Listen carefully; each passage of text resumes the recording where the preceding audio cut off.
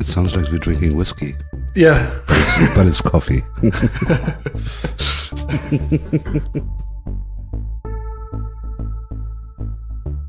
This is the Creative Voyage podcast, a long-form interview show with the mission to help creative professionals level up. I'm your host, Mario De Picolzuan. I'm a creative professional myself, active in the fields of graphic design, art direction, and creative consulting, working with companies such as Kinfolk, Menu, and Sonos. Through season 1 of this podcast, I present in-depth interviews with some of the world's most inspiring creative professionals, revealing the stories that shape their lives and careers, plus actionable strategies to help you take your mindset and skills to the next level. I invite you to join me on this journey. In this episode, I talked to a graphic designer and creative director who's also a teacher and an artist. Hi, my name is Eike. I'm German-born. I grew up in Hanau, a small town next to Frankfurt. I run a studio named Hort. We are based in Berlin, and I'm here in Copenhagen to record this podcast about design and all the problems I had with it.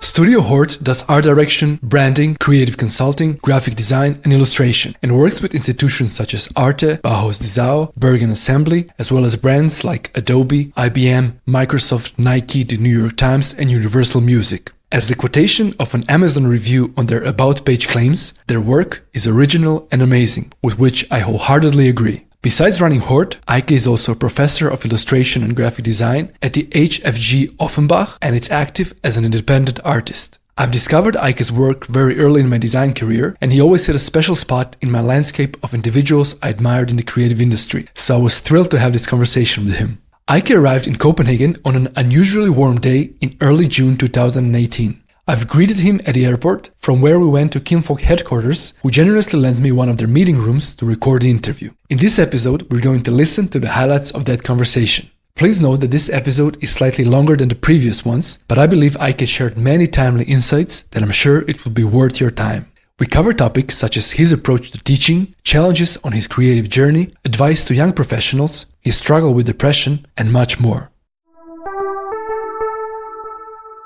In the world of seeming abundance, and in a market where most things are becoming commoditized, it's growing increasingly important to be self-aware and understand oneself. In that way, hopefully, we can uncover where we can provide the most significant value, both to our clients and culture in general, and overlap that with our unique strengths, inclinations, and even quirks. It seems to me that Eike is an excellent example of that, authentically navigating his life and career. So I started my conversation with him discussing those topics.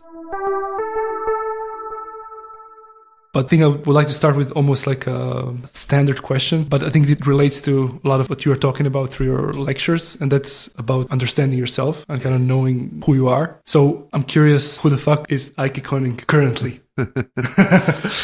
Currently? Yeah, currently. Okay. Yeah. I mean, it's hard to describe yourself and who are you, where do you come from, what influenced you, which cultural background you have, which context you grew up and stuff like that. That all created your biography, and based on your biography, everything you're going to do will be based on that somehow, like decisions you're making or even the way you design is somehow connected to that part. That's why I used to say, okay, it's good to figure out who you are, because then probably you will understand why you do things that you're doing, and it's just a help. I mean, you can also ignore that, and if you're not interested in who you are, then just ignore that. Yeah.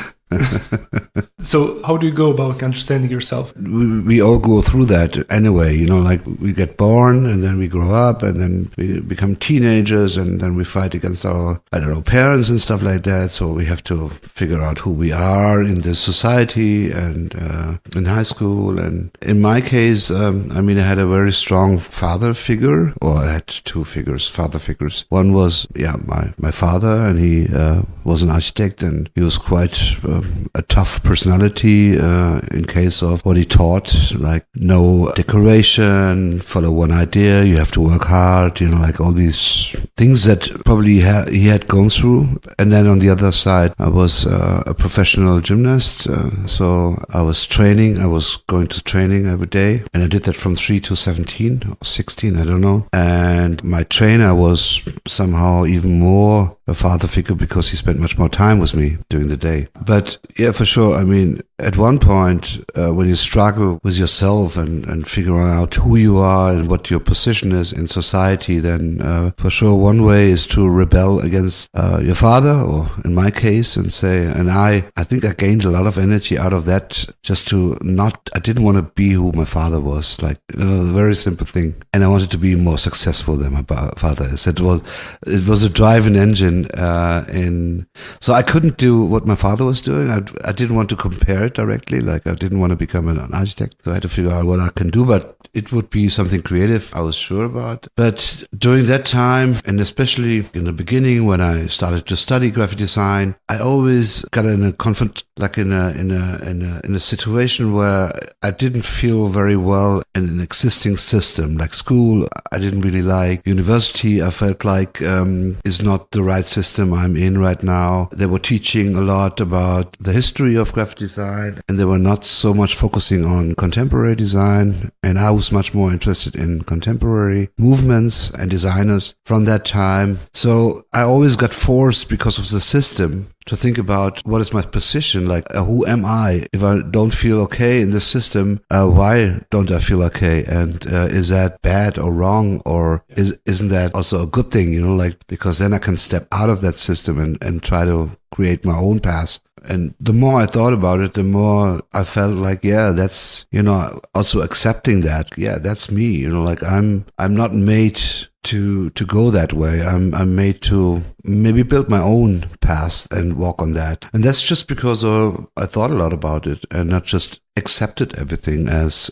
given. Like, you have to go to school, and if you don't like it, you still have to go to school. Like, a lot of people are just doing this, and I was always saying, no, if I don't like it, I don't do it, or I change it. And that's my two positions on that. That's why I gained a lot of strengths and self-confidence, just because of accepting me in my strengths, but also in my weakness. And it's just good to know that. Besides leading a successful creative studio and making his mark on the art world, Eike is teaching, lecturing, and conducting workshops worldwide. Even his studio Hort seems to be a combination of a classroom and a playground. It appears that he must be doing something right when it comes to inspiring, encouraging, and empowering young people, which, when it comes down to it, should be the essence of education. I was interested in hearing his thoughts on the current state of educational systems and how he approaches his teaching.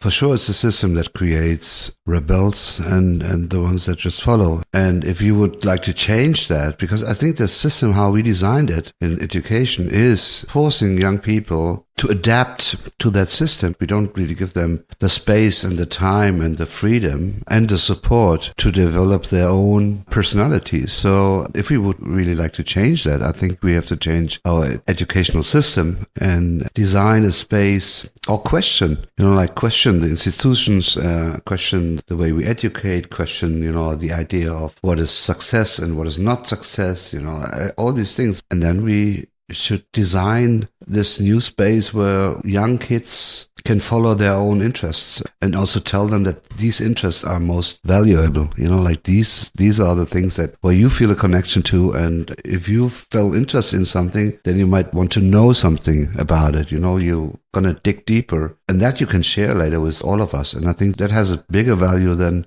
just train kids to have a foundation of knowledge of history. And nowadays, anyway, all this knowledge is online, and it's not centralized anymore. So teach your kids the tricks, and also being critical about, all the stuff they find, and help them to understand how to work with these informations that are all there, and give them a lot of trust that they're going to make it. And then I think we would have a different society, like people who are not just, probably also there are a lot of people who are just happy with that, like not having to think about, and, okay, I just let it go, and someone will take care of that. But what happens with those people who don't, and I think there's a lot of potential in this huge group of, just followers. I think if you would change a little bit from a follower, there would be a lot more people moving into makers. Yeah. I think it's highly complex, like how the whole system is set up, like at the end, the whole idea of education was to help the industry to have the right people to work there in this industry. So it was not about creating critical thinkers. It was more about creating workers.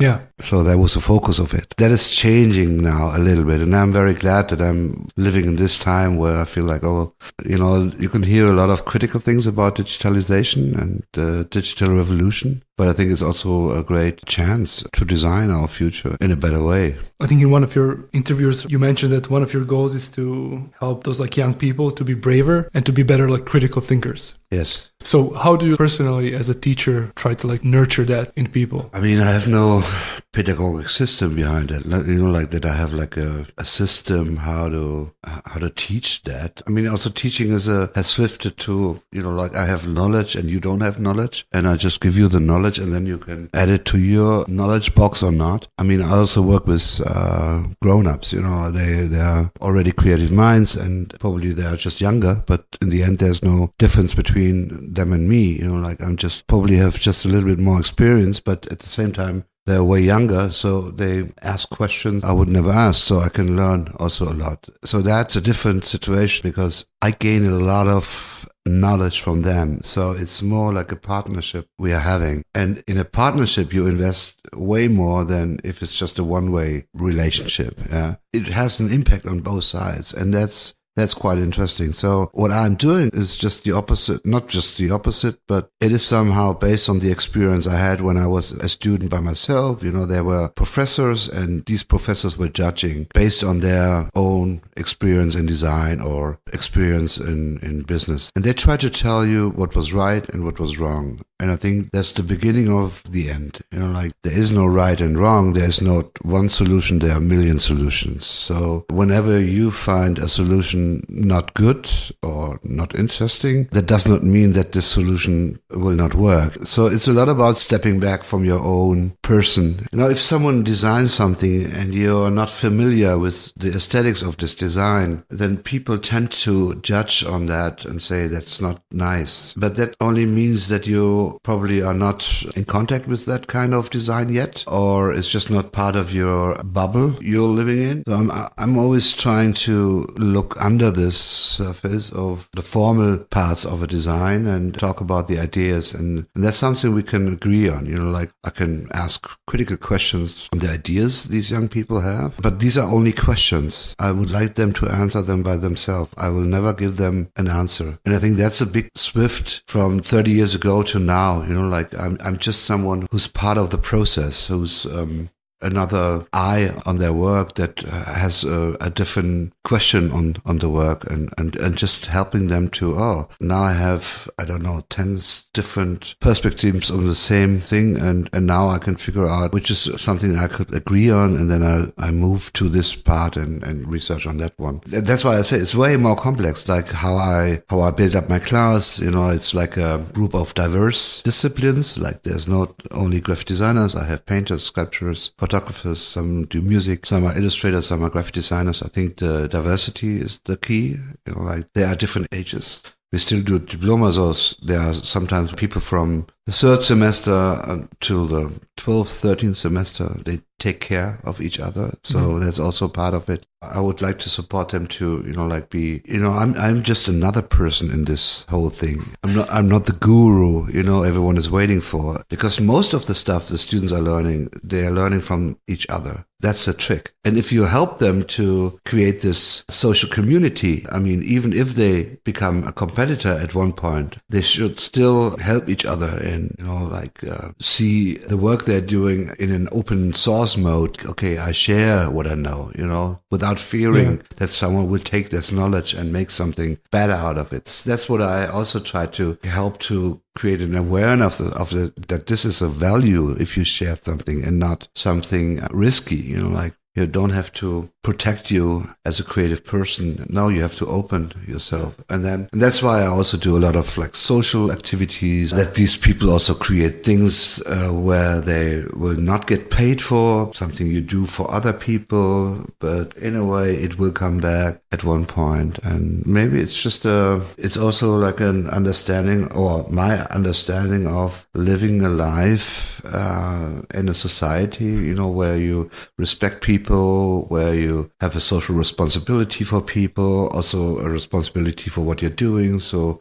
it's a lot about, thinking or reflecting on your activities. What are you doing? How does it impact the group in which I'm part of? And maybe it's a laboratory I'm running there, a small one, where I would like to prepare these young grown-ups at one point to be part of this. I mean, they are part of the society, but also be great people in this society who take care of things and not just completely ignorant, want to become the most prominent person in the room or the most prominent designer in the world, or it's not about that. It's way more.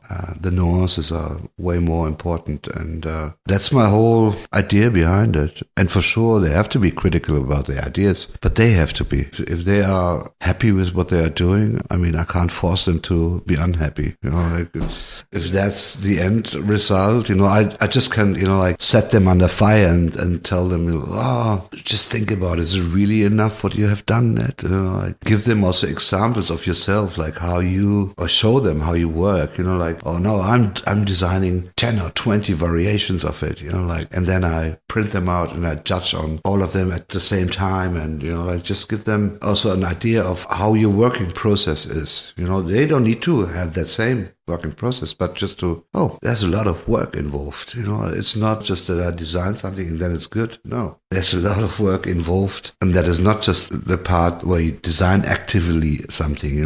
It's not just the part where you sit on a computer and you open a program and then you put something on the right corner. No, it's also the thinking and the reflection. And I think Otto Eike said that before thinking, there's doing. So you do something and then you think about what you have done, and then you do something again based on that reflection. But I'm not a born teacher, I mean, who is that? So I also have to be critical with myself. Sometimes I feel like, the semester went very well. Sometimes I feel like, sometimes anyway, I can't get everyone, sometimes some people hate the way I do that, but that's normal, I guess. Every year I also have to think about, how can I adapt this? What have I learned last year? Where did I fail for myself? How can I improve things? And in the end, it's not about my ego that I'm teaching. It's about them. And that should be, I shouldn't forget me. That's why I also said I'm doing it because I also get something back. But they should be the focus, the student should be the focus. It seems like a lot of it comes down to giving people space to do those things. Yeah. Versus always intervening with what's going on. Yeah, that's the biggest problem, because especially creativity needs time, and every person has its own rhythm. It's not like a car factory back in the days in Detroit where Ford tried to organize each part of the working process in a specific time frame, to make it work able in a capitalistic idea. No, creativity is an amazing source. And the problem is that we are all born creative and very brave also. All the things that we learn in the very first beginning of our life,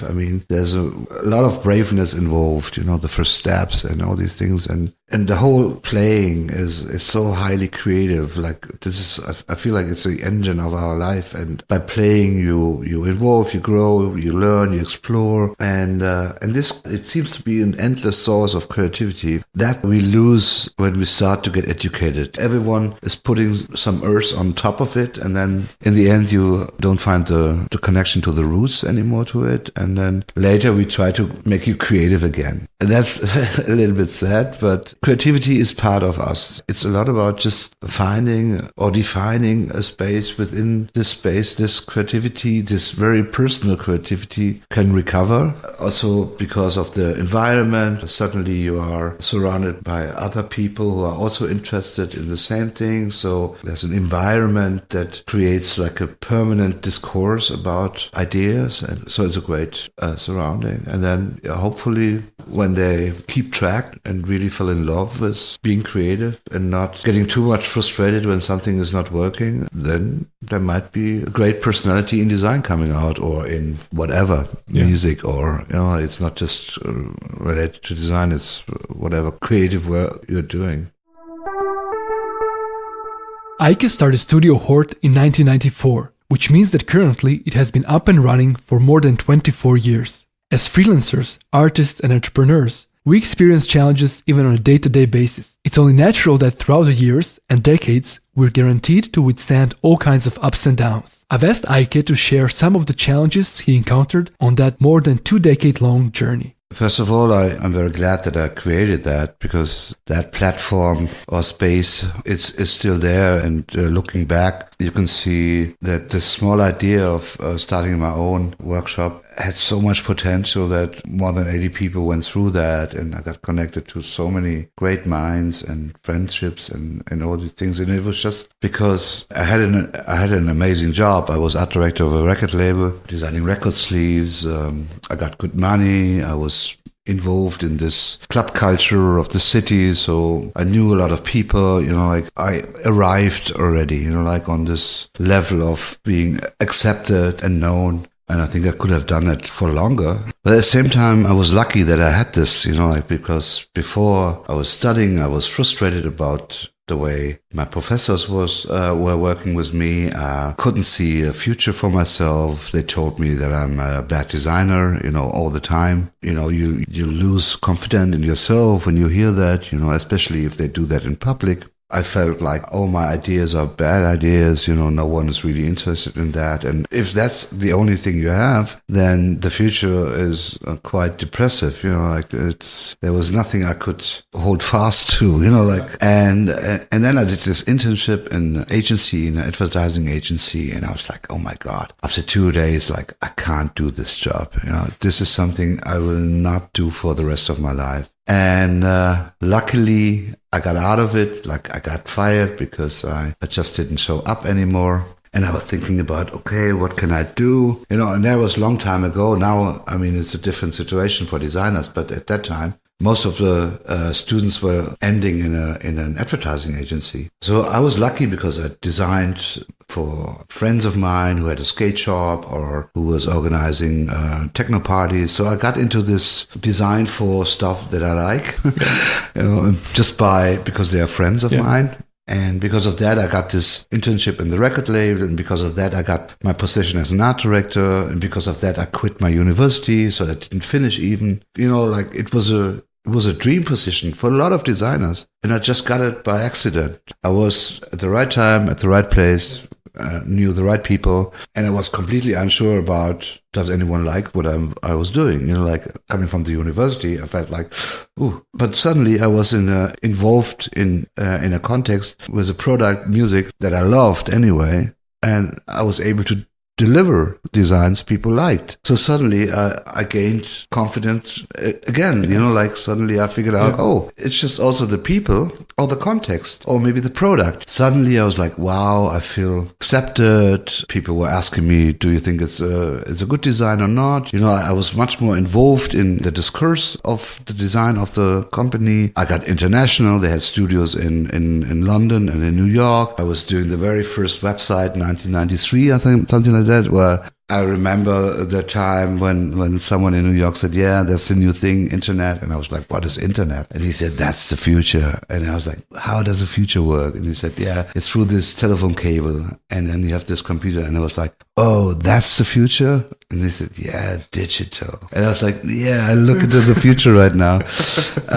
Back to the future. That was so exciting, and all the technology that came up. And then I just had another band from a different record company ask me if I can design their sleeve. And then I just decided, okay, why not run my own studio and work in this field, like music business, and just do it as long as it works. I never had an idea of the future. And I was never someone who thought about, in 5 years, I would like to be this, or in 10 years, I would like to, because in a very young age, I learned that life can change within a second. And I didn't put trust anymore in any future activities. And that's also the way I opened my studio. Was not about, okay, I'm going to make a lot of money. I'm going to be very successful. I'm going to be, in 5 years, I'm going to be there. In 10 years, I'm going to be in New York with the studio. And I just very naively wanted to have a cool time. Do whatever I want, work with whomever I want, all these things that seem to be so naive, but there's a chance to just do that, and that's why I started it. And then I had a lot of, because I was not prepared. I made a lot of experience by just doing things. And for sure, you also make a lot of negative experiences. First of all, you're very much bound to the economy. And that's a very wavy thing, like it goes up and down. And if it's up, you feel like a king. And if it's down, you fear the future, like the next day. And I was often very close to not being able to pay myself anymore. But throughout the time, you also learn that economy comes in waves, and that after a night, there is always a day. That's natural, and it's the same in economy. And for sure, I made a lot of I did a job with a company in Los Angeles. I didn't know this company. We just were emailing, and we designed an identity for the company and without a contract, and then just trusting each other, they were so interested in us, they must be nice people. And then suddenly there was no contact anymore. After delivering everything, there was no contact anymore. And then not having the power or the tools to sue them, to really get the money we agreed on. And then that hurt in the beginning. You feel like, someone misused you. The second hard moment was when we saw that it got rolled out, it really got used. So I remember that at that time there was a magazine. What was the name of the magazine? An art magazine. I forgot the name. Also from the West Coast in the US. And they had a wonderful manifest. The artists could do whatever they want. And they always invited artists to design or create something for the magazine. So after having some experience, negative experience back then, we thought about, okay, let's create the shit awards for all these people who still owe us money, or we felt like they were lying to us or whatever. And so we did from 1 to 10 shit awards. And each of them got its own design, related to the job we were working on, and scaling up from 1 to 10. And one of these clients was this company in Los Angeles. And then we sent the 10 spreads to the magazine. And then they were saying, I'm really sorry, but they sponsor us. We can't do that. So we copied the manifest of the magazine and sent it back, marking this part, this important part, that the artist is free to do whatever he wants, And I pointed on it and said, so you are killing your own idea, you're killing your own idol, that's not cool for you, and also for us who support you by producing stuff, and the content we create and not you. And so they said, but we still can have this 9, and we just leave this out. And I said, you're getting worse now. Now I don't want to have anything anymore. And that happened for sure. You make your own experience, and it's not easy to run a business, to be an entrepreneur. I mean, there are always good times and bad times, and projects where you can learn a lot because they didn't went right or well. But I still like that I went through all this, I still feel like it was important to go through this, and just because now I'm here where I am, and it's all connected. And I'm happy because nowadays, for sure, I face less of these problems. I'm way more aware of what can happen, if you accept a relationship with someone. So a little bit less naive, at the same time, a little bit less open, for sure. But also a little bit less stress. but that's what you learn, and no one can teach you. No one can give you an advice on that. If I would follow advices from other people, if I would have followed one advice, I wouldn't sitting here, I think. If I would have followed another advice, I would never have worked international. There are always advices that might sound right, but mostly right for the person who advised it. Yeah, because these people went through something, and based on that, they come up with this advice. So I'm not a fan of advising people. Because anyway, you have to go through this shit. Yeah. But I do find advice or like when people share their experience to be beneficial to like get the guts to like do things. Yeah, but I mean, someone can take me as a role model if he wants to, you know. I don't want to be a role model, but someone can do that. And maybe someone feels like, oh, I really like what Eike is saying, and that's why I'm trying to do it too, you know, like, but I'm not responsible for that, you know, like there's not a proof of success. And it's so complex how things are running, in which direction things are going. And when you start as a young designer, you know, there are a million of ways you could walk. And it just can change within a job or someone you meet, or there are so many unseen moments you can't predict and you can't, you know, forecast, and you can't say, oh, so chill out, you know, like you will not be safe by forecasting or trying to forecast everything. No, you will not be safe. Hey friends, you're listening to the Creative Voyage podcast. We are roughly in the middle of this episode, so it's time for a short break. There's no team behind this show. It's solely produced and edited by me, Mario. I don't have any sponsors, and I have no plans to add any. Nevertheless, I can use all the help I can get growing the show. If you like what you've heard so far, there's 3 simple things you can do for me and future episodes. Number 1, review the show on Apple Podcasts. Number 2, tell a friend and share a link on social media.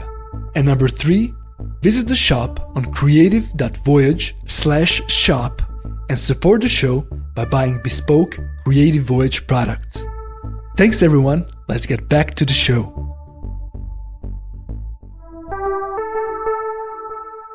Eike is active in the creative industry, art world, and in education, which I think places him in a unique position of being able to provide relevant guidance to young individuals. So I was curious to hear if he had any advice for those who are just starting in the creative professions. What I learned throughout the years was I can say no, and that a lot of young people don't see the power in no. They always want to agree on something.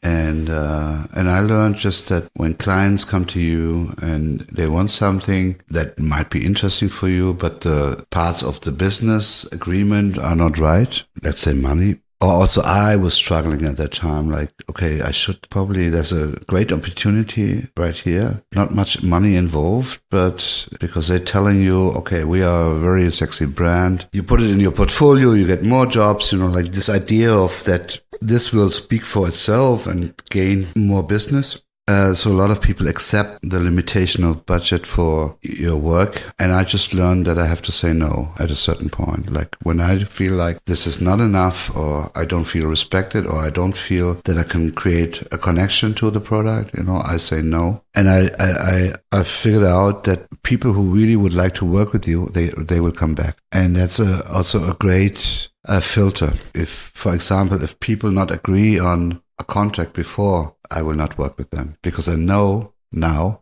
that there will be problems coming up throughout the working process. There needs to be a foundation of how to work together. They should agree on both parties how much you get paid and stuff like that. And before this is not settled, I will not work anymore. And I did that a lot in the beginning, like, okay, we'll figure it out later. And then suddenly you're the one who's pissed. And it's great to say no also, if it's a lot of money, but where you feel like, but I would feel bad if I do that. You can also say no. And I also did that. So I think the power of no, we should learn to involve in our communication, to also not accept everything and not agree on everything and not, you know, like that, because the business is like this. No, you decide how the business is. And that's something where I hope that the younger generations are way more active and you know, like maybe also helping creative business to gain some value again, you know, like, because nowadays it's all about that's what you can do and that's what you get paid for, but there's much more involved, and in the end it's also a political thing, and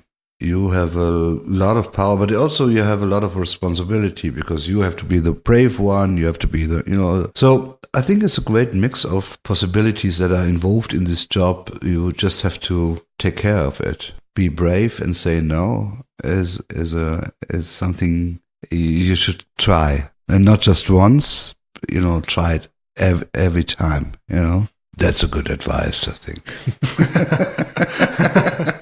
Because I also had to learn it very hardly, but I also had my experience where it really worked so well on a super high level of business, with CEOs and where I said, no, I don't think it's right. And they agreed on that. And I was like, you see, it's a lot about you, how you interact with people. And if you always agree, people will take that as a chance to put you in a corner. Now you have to define what is right for you and what you're willing to do and what you would like to accept also.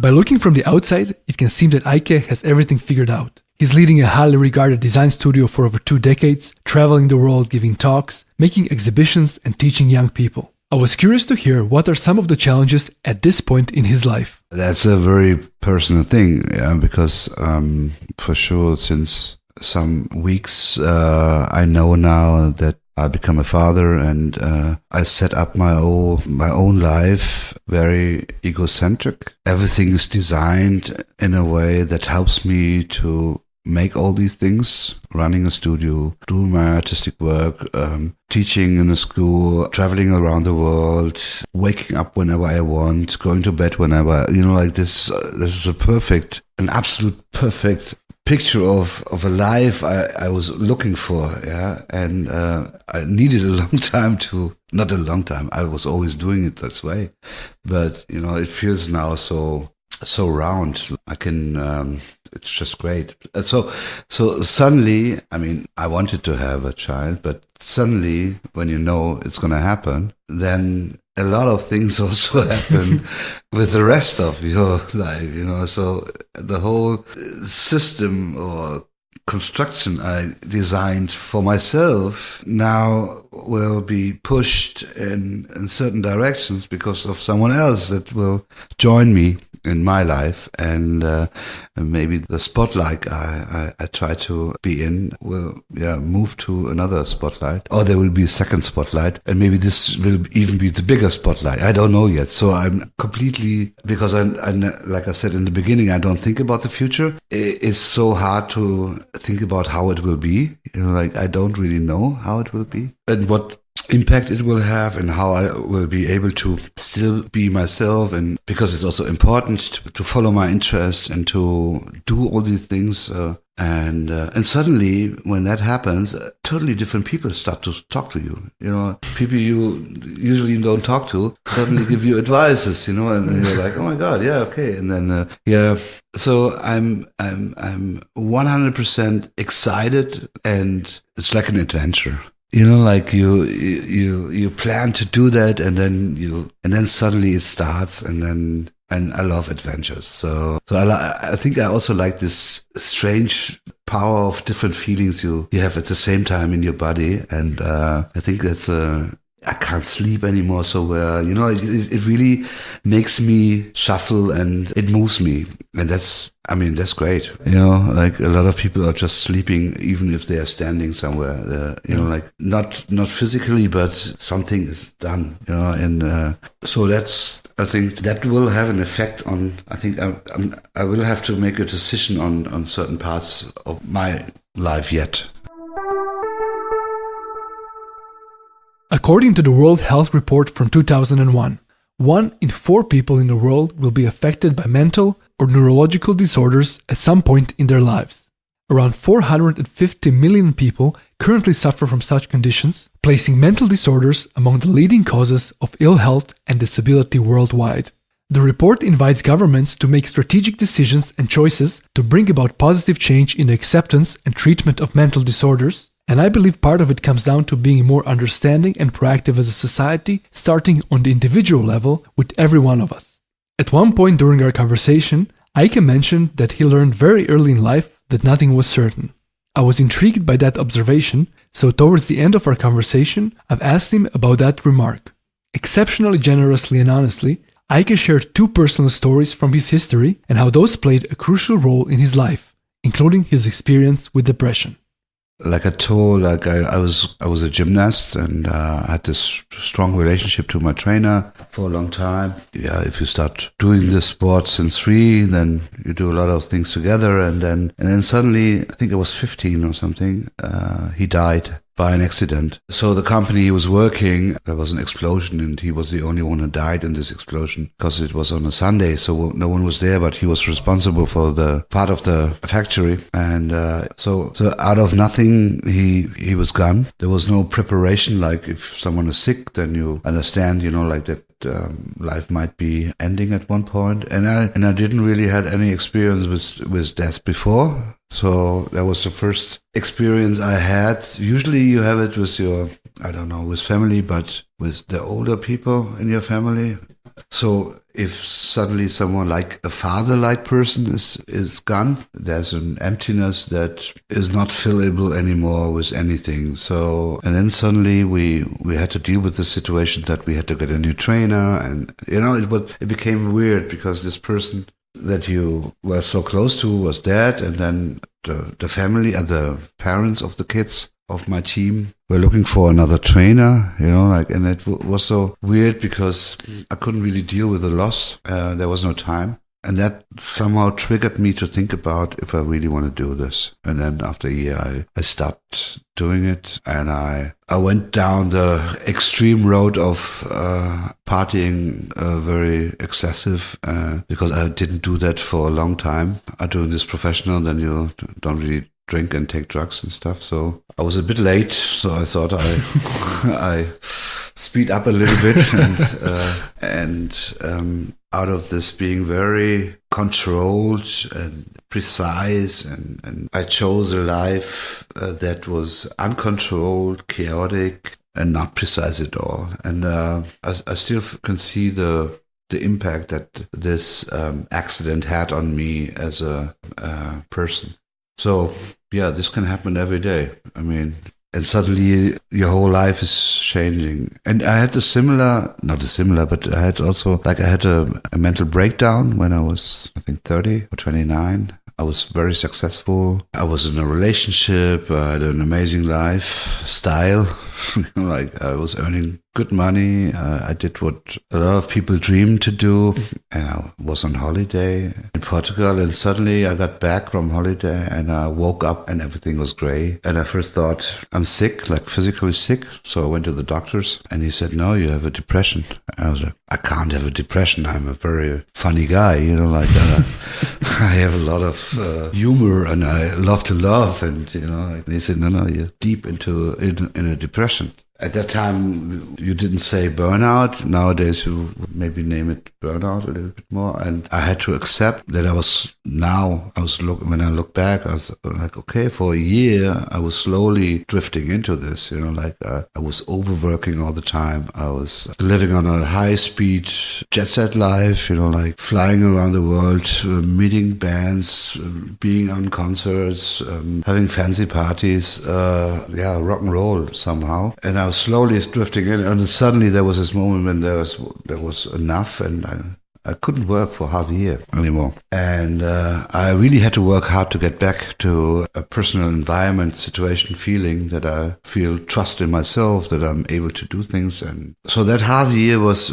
quite intense, focusing on me as a personality, where maybe also like the traumas and why am I like I am. And I worked with a therapist, and it wasn't so popular at that time to say that you work with a therapist, people were saying, I remember friends were saying to me, I would never work with a therapist. You can handle it by yourself. And I was like, no, I can't handle it anymore. And I think it was the best thing that could happen to me.